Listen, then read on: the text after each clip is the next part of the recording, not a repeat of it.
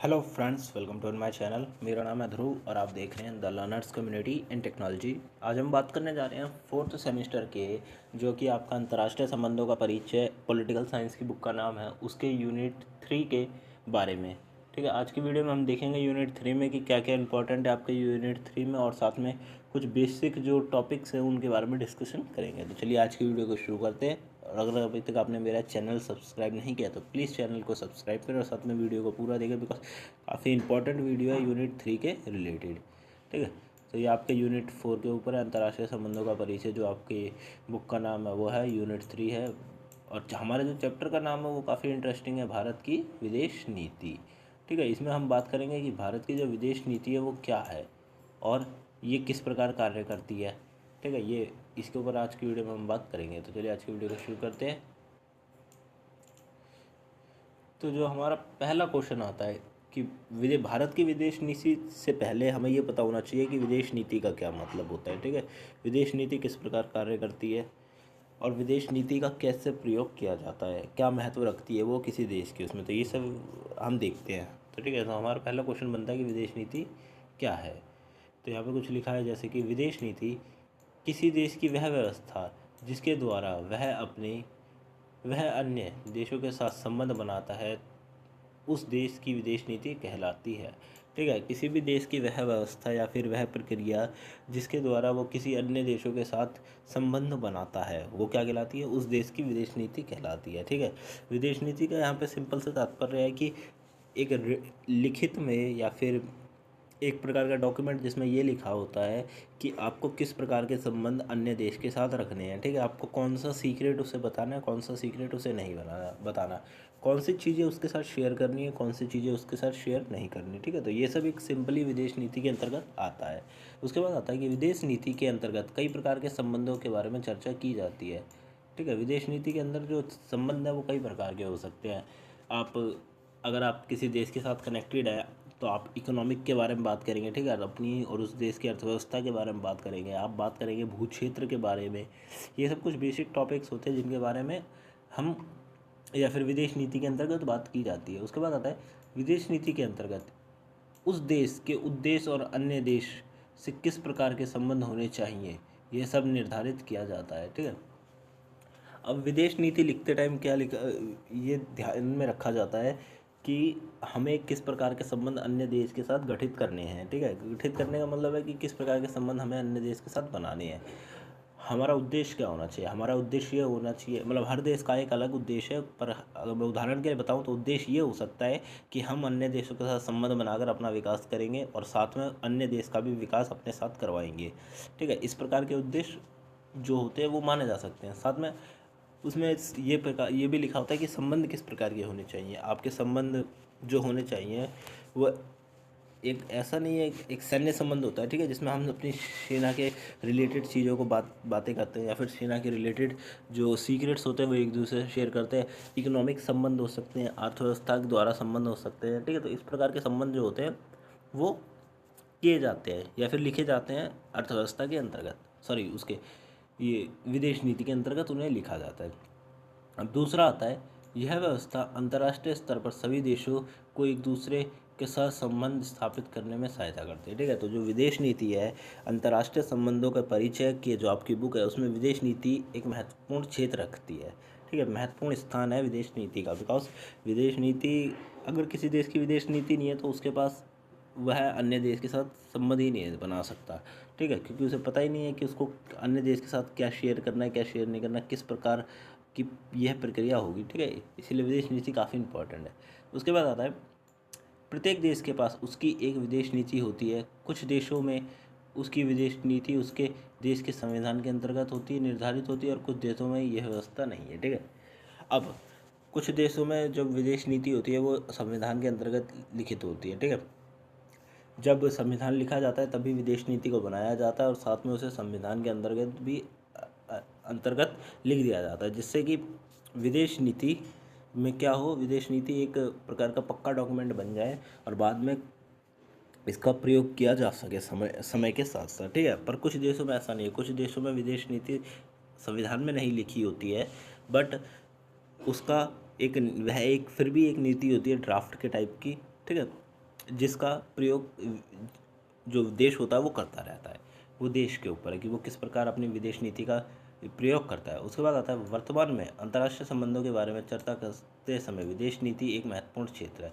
ठीक है, अगर वर्तमान में आप स्टूडेंट है पॉलिटिकल साइंस के और अगर आप अंतर्राष्ट्रीय संबंधों का परिचय पढ़ रहे हैं, ठीक है, तो उसमें विदेश नीति एक महत्वपूर्ण क्षेत्र है जिसके बारे में आपको स्टडी करना ज़रूरी है। अगर आप ये वाला टॉपिक छोड़ देते हैं तो आप काफ़ी कुछ से छोड़ देंगे। ठीक है, क्योंकि विदेश नीति के अंतर्गत लिखा होता है कि किस प्रकार संबंध को गठित किया जाता है अन्य देशों के साथ। ठीक है, तो ये सब काफ़ी इम्पोर्टेंट है जिसके अंतर्गत हम विभिन्न देशों के अन्य देशों के साथ संबंधों को पढ़ते हैं। ठीक है, तो विदेश नीति के अंतर्गत हम एक ये भी चीज़ पढ़ते हैं कि किस प्रकार के संबंध दो देशों के बीच में है। ठीक है, जैसे कि भारत और पाकिस्तान के बीच में किस प्रकार के संबंध है ये हम पढ़ेंगे। साथ में हम पढ़ेंगे भारत और चीन के, भारत और नेपाल के, भारत और अमेरिका के संबंध किस प्रकार के हैं। ठीक है, फिर आता है हमारे जो चैप्टर है उसमें क्या क्या इंपॉर्टेंट है। तो जो हमारा पहला टॉपिक इंपॉर्टेंट है वो भारत की विदेश नीति क्या है। ठीक है, ये हमारा पहला इंपॉर्टेंट टॉपिक है। उसके बाद दूसरा टॉपिक है भारत की विदेश नीति बुनियादी निर्धारक क्षेत्र। ठीक है, भारत की विदेश नीति के जो बुनियादी निर्धारक क्षेत्र हैं जैसे कि ऐतिहासिक, भू राजनीतिक, अर्थव्यवस्था, घरेलू रणनीति, ठीक है, आंतरिक रणनीति, ये जो 4 टॉपिक्स है ये काफ़ी इंपॉर्टेंट है हमारे सेकंड टॉपिक के लिए। उसके बाद आता है थर्ड टॉपिक जिसमें बताया गया कि भारत की गुटनिरपेक्षता की नीति। भारत ने गुटनिरपेक्षता की नीति को अपना रखा है। इसके तहत भारत किसी भी गठन या फिर संगठन में, सैन्य संगठन में सम्मिलित नहीं होगा। ठीक है, वो एक स्वतंत्र रहेगा। ठीक है, उसके बाद आता है भारत एक उभरती हुई शक्ति, इसके ऊपर हमें बात करनी है। तो देखते हैं कि पहले देखेंगे भारत की विदेश नीति में। यहाँ पे अभी भारत की विदेश नीति के बारे में काफ़ी थोड़ा सा बता रहा हूँ क्योंकि जो नेक्स्ट वीडियो आएगी उसमें मैं इन सारे जो टॉपिक्स हैं उनको काफ़ी डिटेल में डिस्कस करूँगा बिकॉज काफ़ी लेंदी टॉपिक्स हैं। ठीक है, तो इनके बारे में आपको सब कुछ पता होना ज़रूरी है। तो देखते हैं पहले भारत की विदेश नीति के बारे में क्या बताया गया है। तो कई विशेषताओं के कारण भारत विश्व में एक विशेष स्थान प्राप्त करता है। ठीक है, यह विशेषताएं राजनीतिक, आर्थिक और सामाजिक है। ठीक है, अब जैसा कि आप भी जानते हैं भारत विश्व का एक जाना माना देशों में से एक है। ठीक है, इसकी कई विशेषताएं हैं जिसके कारण वह विश्व में एक अलग स्थान प्राप्त करता है। एक राजनीतिक व्यवस्था है, ठीक है, एक आर्थिक व्यवस्था है जो उभरती हुई शक्ति है, एक सामाजिक व्यवस्था है, यहाँ का समाज किस प्रकार का है। ठीक है, तो ये कुछ विशेषताएं हैं जो कि विश्व में भारत को एक अलग स्थान प्रदान करती हैं। वहीं दूसरी ओर देखें तो भारत इतिहास में ही एक स्वतंत्रता प्रेमी देश रहा है। हमेशा से ही स्वतंत्र विदेश नीति को अपनाता है, चाहे वह काल मुगल काल हो, मुगल साम्राज्य का काल हो या फिर सम्राट अशोक का काल हो। भारत हमेशा स्वतंत्र विदेश नीति को बढ़ावा देता है। ठीक है, अब हमें बताया गया कि भारत की जो विदेश नीति है, सिंपल सी बात है, भारत की विदेश नीति एक स्वतंत्र विदेश नीति है जो कि पुराने समय से चली आ रही है। ठीक है, जब सम्राट अशोक का काल चल रहा था, समय चल रहा था, उस समय भी भारत की विदेश नीति एक स्वतंत्र विदेश नीति थी और आज भी भारत की जो विदेश नीति है वो स्वतंत्र विदेश नीति है। ठीक, भारत ने अपनी कभी भी विदेश नीति के अंतर्गत परिवर्तन नहीं किए समय के साथ। ठीक है, बट जब अंग्रेज़ों का टाइम आया तो उन्होंने विदेश नीति में कुछ परिवर्तन किए जिसके साथ कि वह अपना विकास कर सकें। ठीक है, उन्होंने भारत का एक प्रकार से लाभ उठाया और उसके बाद जब उन्हें जाने के लिए कहा 1947 में, जब भारत को स्वतंत्रता प्राप्त हुई, जब भारत का संविधान बनाया गया तो उस समय उसको एक स्वतंत्र विदेश नीति दी गई कि भारत की विदेश नीति ना ही किसी देश के दबाव में कार्य करती है। ठीक है, तो एक प्रकार से जैसे कि मैंने आपको स्वतंत्रता शुरुआत में ही बताया था कि भारत एक स्वतंत्र विदेश नीति को अपनाता है। ठीक है, जिसके तहत भारत ना ही किसी विदेश नीति किसी देश के दबाव के अंतर्गत कार्य करता है और ना ही किसी और चीज़ के। जैसे कि कुछ देश होते हैं जो कि किसी अन्य देश के दबाव के अंतर्गत कार्य करते हैं। ठीक है, और जैसे कि अमेरिका पावरफुल जो है, ठीक है, वो किसी के ऊपर दबाव दे के अपना कार्य करवा सकता है। ठीक है, तो बट भारत में ऐसा कुछ प्रॉब्लम नहीं है। भारत की जो विदेश नीति है वो स्वतंत्र है और विश्व का कोई भी देश आकर उस पर कब्जा करके अपना कार्य नहीं करवा सकता। ठीक है, पहली बात तो ये वह एक स्वतंत्र विदेश नीति है तथा भारत देश से चाहे संबंध बनाए या ना बनाए। ठीक है, और भारत के ऊपर कोई भी अन्य देश दबाव रखकर कोई अन्य कार्य नहीं करवा सकता। तो भारत की जो स्वतंत्र नीति है वो सिंपली एक स्वतंत्र विदेश नीति है जिसके तहत विश्व का कोई भी देश उसे दबाव बनाकर अपने संबंधों को गठित नहीं कर सकता। साथ में कोई ऐसा कार्य नहीं है जो कि वो उससे करवा सके। ठीक है, जैसे कि कमज़ोर देशों से कार्य करवा लिए जाते हैं, बट इस प्रकार का कोई भी वो नहीं है भारत की विदेश नीति के अंतर्गत। मैं ज़रा इसे क्लीन कर देता हूँ। Then fine. इसके बाद देखें तो समय के साथ साथ भारत ने अपनी विदेश नीति में कुछ परिवर्तन किए जिससे वह अन्य देशों के साथ संबंध बनाए और उन संबंधों को बेहतर बना सके। ठीक है, संबंध भी बना, नए संबंध बना सके और साथ में उन्हें बेहतर भी बना सके। समय के साथ साथ भारत ने परिवर्तन किए हैं। भारत का जो विदेश नीति है वो संविधान में एक प्रकार से संचालित है। ठीक है, जिसके तहत भारत अपनी विदेश नीति में परिवर्तन समय के साथ साथ कर सकता है। अगर उसे कोई रूल पसंद नहीं है, ठीक है, तो वो रूल को चेंज किया जा सकता है भारत के अंतर्गत। तो इस प्रकार की व्यवस्था है। भारत एशिया के क्षेत्रफल के हिसाब से एक बड़ा देश है तथा अन्य छोटे देशों उसके साथ कुछ भयभीत रहते हैं। ठीक है, भारत जो है, जैसे कि 12th में भी आपको बताया गया था कि भारत एशिया का जो क्षेत्रफल है उसमें एक काफ़ी बड़ा देश है। ठीक है, और भारत के आसपास जैसे बांग्लादेश हो गया, श्रीलंका हो गया, नेपाल हो गया, ठीक है, म्यांमार हो गया, ये जो छोटे मोटे देश हैं, भूटान हो गया, ये जो छोटे मोटे देश या फिर राज्य हैं जो कि सिर्फ भारत से कनेक्टेड है, ठीक है, वो भयभीत रहते हैं कहीं भारत उनके ऊपर हमला करके उस पर कब्जा ना कर ले। इस प्रकार की जो विचारधारा है वो उनकी है, इसीलिए वो भारत के साथ ज़्यादा संबंध बनाना नहीं चाहते। ठीक है, केवल बेसिक जो रिलेशंस होते हैं वो उस प्रकार के रखना चाहते हैं। उनको इस बात का डर है कि कहीं भारत ज़्यादा संबंध बनाकर हम पे कब्जा ना कर ले और हमारे जो संसाधन है या फिर हमारी जो व्यवस्था है उसका यूज़ करे। ठीक है, इस प्रकार की जो उनकी विचारधारा है, भयभीत रहते हैं क्योंकि भारत उन पर कब्जा कर लेगा। इस प्रकार की विचारधारा को देखते हुए भारत अपनी विदेश नीति में कुछ परिवर्तन किए जिससे कि वह अन्य छोटे देशों के साथ भी अपने संबंधों को बेहतर बना सके। ठीक है,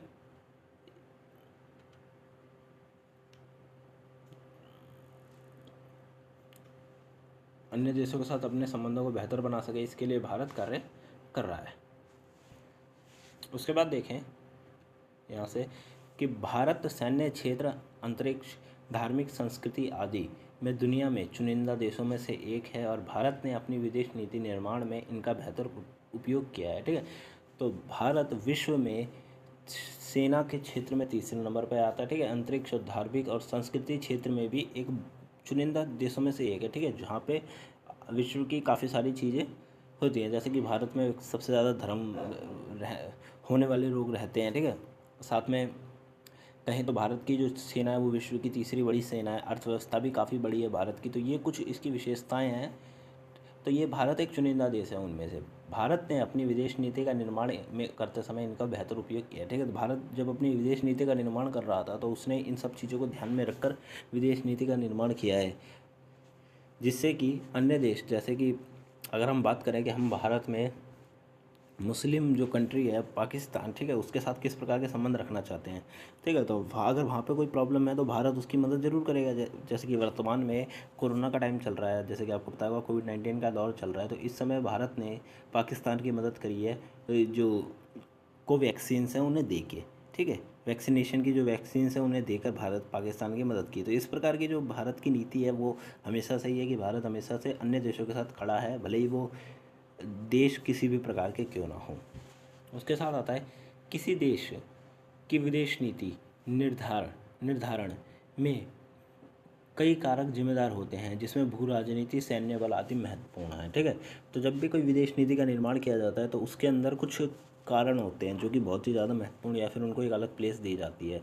उसमें एक भू राजनीति, मेरे को अभी कुछ ही पता है। ठीक है, काफ़ी सारे टॉपिक्स हैं। भू राजनीति, सैन्य बल, अर्थव्यवस्था, ये कुछ महत्वपूर्ण टॉपिक्स में से एक है या फिर महत्वपूर्ण क्षेत्र हम कह सकते हैं।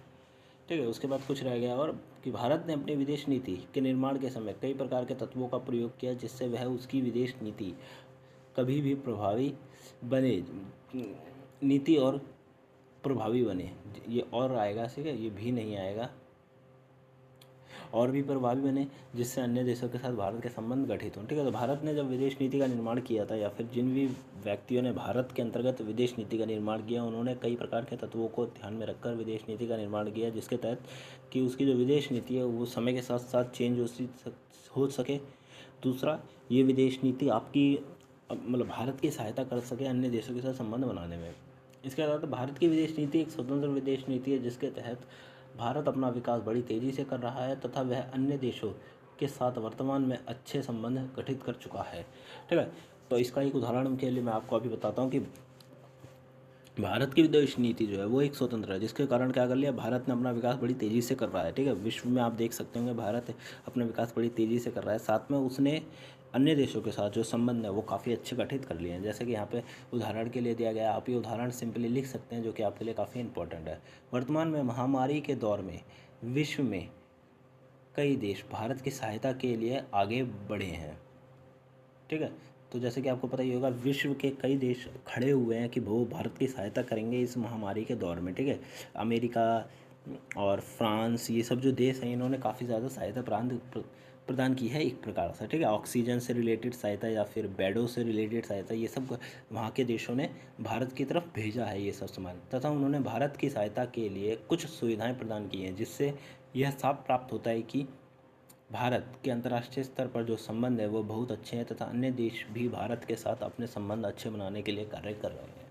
ठीक है, तो जो आज की जो महामारी का दौर है इसके अंतर्गत विश्व में भारत ने जो वैक्सीन बनाई थी, उसके बाद भारत ने कई देशों को वैक्सीन भी ट्रांसफ़र की है। ठीक है, भारत ने वैक्सीन प्रदान की है कई देशों को, तो वहीं कई देशों का भी फ़र्ज़ बनता है, इसीलिए वह अपना फ़र्ज़ निभा रहे हैं और भारत की सहायता कर रहे हैं।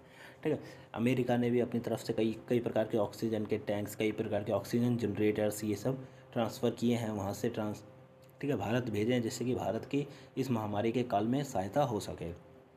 ठीक है, तो ये जो व्यवस्था है ये दिखाती है कि भारत के जो संबंध है अन्य देशों के साथ वो कितने अच्छे हैं। ठीक है, अन्य देश भारत की सहायता के लिए खड़े हैं।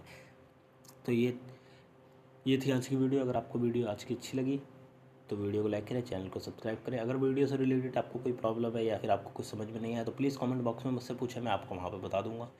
अदरवाइज़ आपको इसके नोट्स चाहिए तो डिस्क्रिप्शन बॉक्स में दी गई लिंक से आप डाउनलोड कर सकते हैं, या फिर आप वेट करिए जब तक इसके नोट्स प्रॉपरली कंप्लीट नहीं हो जाते, बिकॉज काफ़ी इंपॉर्टेंट चैप्टर है। तो अगर आपको नोट्स प्रॉपरली कंप्लीट मिलेंगे तो आपको अच्छा लगेगा।